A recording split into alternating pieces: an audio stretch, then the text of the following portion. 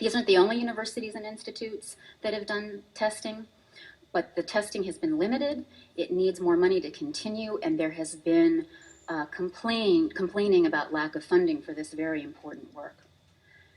Current and past food testing programs have a number of shortcomings. Most samples are only tested for gamma-emitting radionuclides. Testing has been severely curtailed now, even though Fukushima is still spewing and the contamination is becoming entrenched. EPA was criticized by the Inspector General because 20% of its radiation monitors in the US were out of service when the Fukushima catastrophe began. And a very important point, and I want everyone to hear this, sampling a piece of food every once in a while gives you no real idea of the scope of the contamination or the bioaccumulation, and doesn't pinpoint any radiation hotspots that might exist. So in general, testing of US foodstuffs is inadequate. The US limit of 1,200 becquerels per kilogram of just cesium-134 and or 137 is way too high. And it isn't binding, because the FDA can decide to act or not at any level of cesium contamination. So it's exactly like not having a standard at all. Japan, on the other hand, their limit is 100 becquerels per kilogram. Finally, release of info to the public is paltry, if at all. So what have they found so far? California kelp, iodine levels were significantly higher than before Fukushima. They didn't test it for cesium, and they should. They've asked for funding. I don't know if they've got it. I don't know an update on this, but this is important because kelp provides a food source for fish. So there is concern that contamination from the fish that eat the kelp will be concentrated within the fish. Pistachios grown in California were shipped to a Japanese supermarket. The Japanese supermarket tested 18 becquerels per kilogram of cesium-134 and 137. And then they shipped them off their shelf. Was tested and approved for market sale and then recalled, but not before it was fed to Japanese school children. All of this beef could have been sold to the US, and the FDA may not have pulled it. California grass, 14 becquerels per kilogram, cesium-134 and 137. Grass, like kelp, is the beginning of a potential biomagnification chain which could concentrate cesium in cattle, for instance. And as Berkeley put it on their monitoring site, for understanding the time dependence of food chain results, the grass and soil is what to look at. Green tea, 162 kilograms of it shipped to France from Japan and rejected because of this level of contamination, 1,038. The US recommendations would have accepted this. Bluefin tuna swam all the way across the Pacific and reached the California coast, retaining cesium-134 and 137. Canada's cesium limit is apparently 1,000 becquerels per kilogram of cesium. And news reports expressed concern that they will import very contaminated fish from Japan. It is a concern that the US should also share. They were also concerned because contamination was higher in 2012 than it had been in 2011. And this fits with cesium's tendency to biomagnify, but we will have to stay tuned, and we should keep measuring ocean fish from the Pacific for cesium. Because of the tendency to biomagnify, in general, we need more testing, and we need to think about how to test over a longer time frame, not just a few years. So how should we think about these contamination levels, and how low should we attempt to make cesium contamination in our food? Remember two things. There's no safe level of radiation. Every exposure does carry some risk, no matter how small. And two, cesium-134 and 137 did not exist in nature before we created and released them. This graph is from ICRP Report 111. ICRP stands for International Commission on Radiological Protection. They recommend how much exposure is okay for humans. Governments follow these recommendations when setting standards. This graph shows us even what are considered very small amounts of cesium when ingested routinely can build up to unexpected levels in the body. So it specifically shows that after about 3 years, ingesting 10 becquerels per day of cesium-137 can cause a buildup to over 1,400 becquerels total cesium-137 in your body. For a child who weighs about 30 kilograms, or about 66 pounds, this would be about 50 becquerels per kilogram of cesium-137 in them. And this number is important because in studies of post-Chernobyl Belarus, cardiac abnormalities, heart problems, developed in children whose bodies contain 10 to 30 becquerels per kilogram of cesium.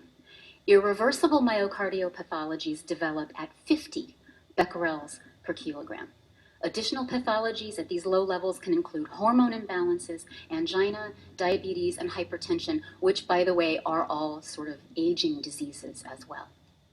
In addition to these diseases, as cesium passes out of your body, its radioactivity starts to damage your kidneys and your bladder, which in turn damages your body's ability to rid itself of the cesium. This could mean that your body could collect cesium more quickly than this graph currently shows, which means the total amount of cesium in your body would be higher over time than this graph shows from chronic ingestion. Why is the US guideline so high? And how about Canada's? Well, it seems to be some sort of official policy to encourage people to accept increasingly radioactive food. Consider this quote also from ICRP Report 111. There may be situations where a sustainable agricultural economy is not possible without placing contaminated food on the market. As such, foods will be subject to market forces. This will necessitate an effective communication strategy to overcome the negative reactions from consumers outside the contaminated areas. So their plan consists not of informing the public that these contamination levels, what the contamination levels are so that we can decide for ourselves what is and is not appropriate. It consists instead of convincing us that man-made radiation in small doses is not harmful. So what are we going to do about this? Well, Beyond Nuclear, in coalition with other groups that are part of the Fukushima Fallout Awareness Network, or FAN, are in the process of petitioning the Food and Drug Administration of the United States for a binding contamination limit of 5 becquerels per kilogram of cesium-134 and 137. We're also asking for testing of soils and other things. We are asking that the testing be widespread and that the data collected be recorded in a publicly available database, no matter what the cesium contamination level. A database of this information, if constructed properly, could inform research on cesium mobility, biomagnification in the environment, so it could have a broad usefulness, not just for consumers, but for research as well. If you want an easy-to-understand resource on this whole issue, Silence Deafening Fukushima Fallout: A Mother's Response by Kimberly Roberson speaks to the urgent need for food monitoring, as radiation from nuclear power is now migrating to our homes and kitchens. And of course, I'm with Beyond Nuclear. We have a newsletter. We're going to be having a public petition so that people can sign on this issue. We haven't got it up and running yet, but stick with our website, info@beyondnuclear.org, and you can request our weekly newsletter. So, concluding remarks.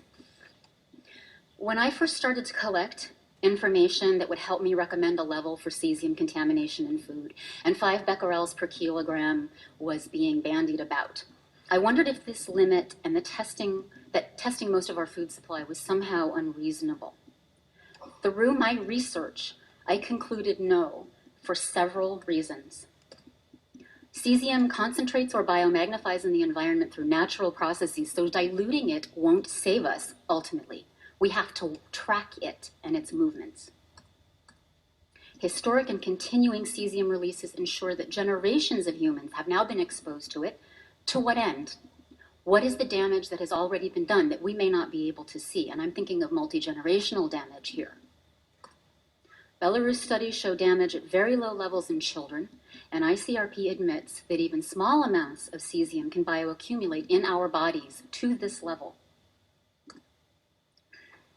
There's a lack of publicly available info on cesium levels in food, and we have no reliable estimate on how much has been or is being released. And then finally, they are attempting to convince us everything is fine, despite all that we and they still don't know and all of the uncertainties. And what we do know, and what we've seen here in this conference, is very, very worrisome. So it isn't just a question anymore of which catastrophe or routine release is to blame for what cesium contamination or any contamination. It's a question of the totality of the radioactive contamination and the damage occurring from it across generations. And cesium is only one of very many radioactive isotopes released. So looking at this evidence, I am now thinking that 5 becquerels per kilogram might still ultimately be too high, but it is a good start to get a handle on what is contaminated, what isn't, and how we move forward. Thank you. Excellent report.